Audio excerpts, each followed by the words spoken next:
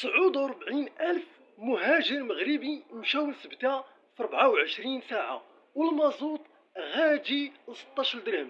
ما قدو الفيل زادوه الفيلة. ملي كيزيد المازوت وكيهرب الشباب للبحر.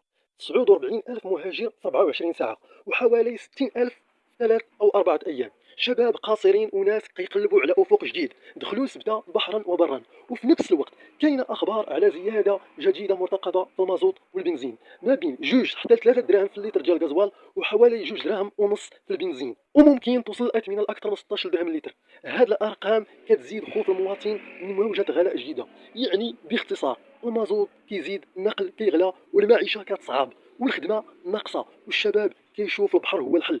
والمغرب ما عندوش غير أزمة هجرة، عنده بطالة كتضغط على الناس خصوصا الشباب. حسب آخر المعطيات الرسمية البطالة وصلت ل 10.8% في الفصل الأول من 2026. وصلت عند الشباب بين 15 و 24 عام ل 29%، يعني تقريبا 3 شباب من كل 10 ما لقاوش خدمة.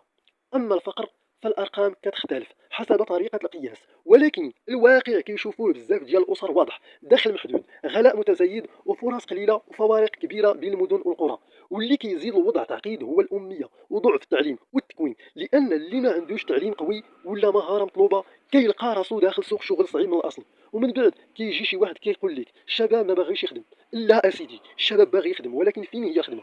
باغي يعيش بكرامه، ولكن فين هو الدخل باش يخليك تعيش بكرامه؟ باغي يفتح مشروع، ولكن فين هو الدعم الحقيقي؟ باغي ينجح بالكفاءه، ولكن علاش بعض البيبان كيتحلوا بالمعارف والمحسوبيه والوساطه؟ واللي ما عنده لا ظهر لا معارف لا فلوس كيبقى كيتسنى، كيشوف الاسعار طالعه والمدخول واقف، كيشوف المازوت كيزيد والكرا كيزيد والماكله كتغلى، وكل زياده كتشد من جيبو قبل ما يشد هو شي فرصه. ومن بعد كنستغربوا علاش الشباب مشاو لسبته باش يحرقوا اسبانيا، علاش الالاف جراو للبحر، علاش حتى القاصرين ولاو كيشوفوا الضفه الاخرى هي الحل وهي المستقبل. واش البحر ولا مكتب التشغيل؟ واش الموج ولا احسن من البطاله؟ واش الهجره ولات عند الشباب خطه حياه؟ حنا ما كنشجعوش الهجره السريه، وما كنقولوا لحتى واحد يغامر بحياته. البحر ماشي حل وماشي ضمانه وماشي مستقبل، ولكن حتى انت ما تقدرش تقول للشباب انت مسؤول على الاختيار، وتسد عينيك على البطاله، وتسد عينيك على الفقر، وتسد عينيك على الاميه والتهميش وغلاء المعيشه،